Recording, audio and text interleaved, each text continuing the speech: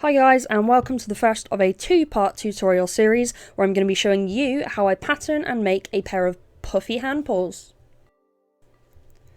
To start this video, I had already drawn out the basic flat shape I want the hand to be, and I've made that symmetrical and four-fingered, so it's going to be a very feral type canine handpaw.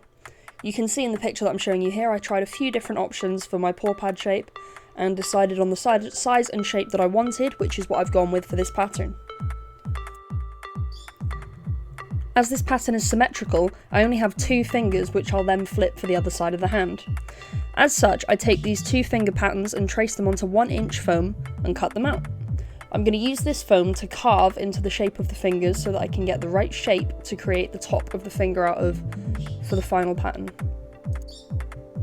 I know where I'm going to want the seam to go on the top of the hand, so I bear that in mind and make a notch of that because that's where the claws will be set when I add claws into this in a future project. I'm going to want to only try and have one seam on the top of this paw, so I'm going to have to bear that in mind when I'm carving the shapes out using my scissors, making sure that the piece goes entirely flat at the bottom, sort of at the back, because this is where it will meet the back of the hand, which has to be the same size as the bottom of the hand, if that makes sense to you guys.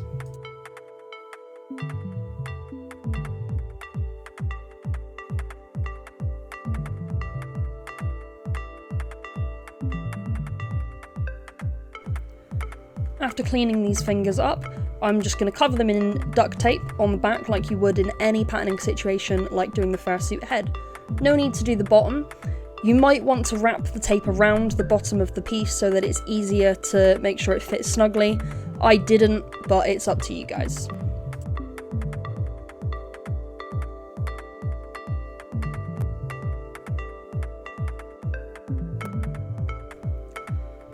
Once you're happy with that, you can just cut the tape off, find where you want the seam to go and cut that piece in as well.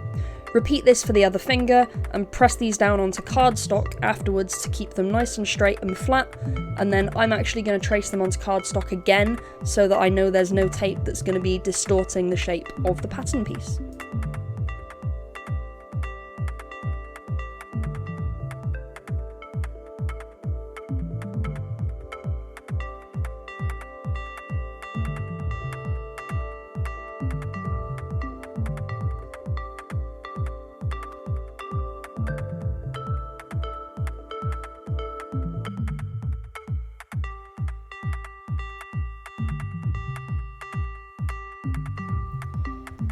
I never extended the original sketch to match the length that I would like the paw to be on the arm, so what I'm doing here is just taking that initial sketch that I made of the paws,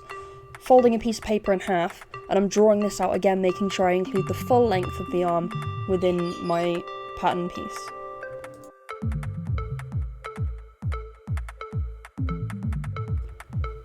I traced the fingers onto this as well because I'm going to use this overall shaped piece to create the pattern for the lining for what I'm going to put on the inside of these paws, which will allow me to stuff them afterwards.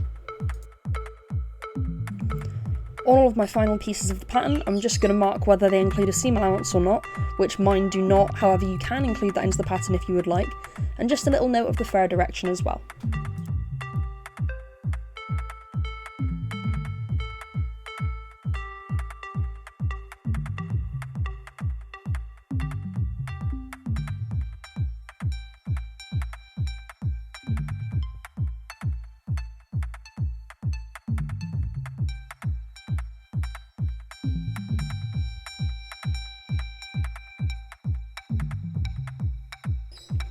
And now I'm going to take another large piece of paper, trace that overall hand shape onto it, and then trace my hand within that shape. From this tracing of my hand, I'm going to add a little bit of space around the edge again, and I'm going to make sure that the fingers on this lining piece go from the very bottoms of the fingers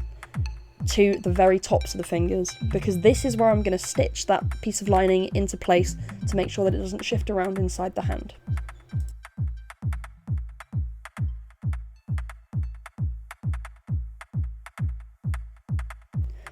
I'm going to cut this piece out also symmetrical so that I don't need to worry about the orientation of the hands. Because it's got four fingers and it's completely symmetrical, I don't need to pay particular attention to which hand this is going to go on.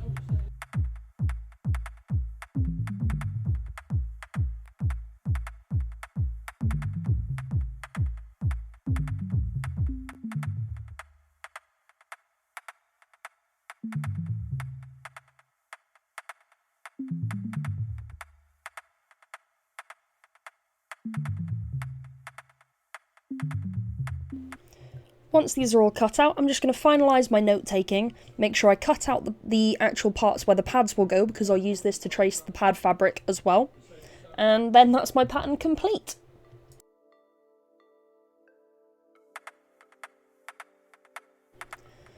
I hope you've enjoyed this tutorial and found it useful. Please stay tuned for the second part, which I'll end up putting a link in the description to, which will teach you how I'm actually going to make my final paws from this pattern. Thank you guys, bye bye! You can help me make more videos just like this one by supporting Kloofsuits on Patreon.